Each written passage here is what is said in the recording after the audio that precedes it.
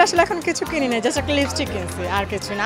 আমার এক্সট্রা রূপচর্চার জন্য আমি কিছু করি না, আমি ন্যাচারাল বিউটি। কেনাকাটা কিছু শুরু করিনি, করব, আজকে এসেছি দেখব। আর কসমেটিক্স যে ঈদ উপলক্ষে কিনছি তেমন না, মানে রেগুলার কেনা হয়।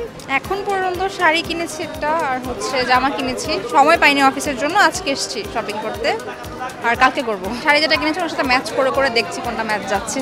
এখানে তো জাস্ট অর্নামেন্টস দেখার জন্যই আসলাম, নিজের জন্য হয়তো দেখব, ফ্রেন্ডসদের জন্য দেখতেছিলাম।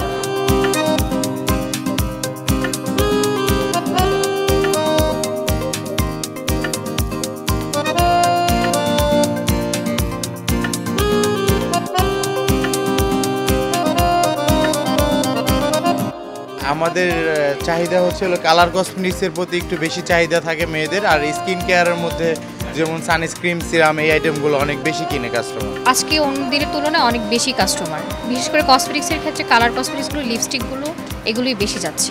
গতকালকের তুলনায় আজকে বেচা কিনে খুব ভালো হচ্ছে, আজকে কাস্টমারের চাপ অনেক বেশি।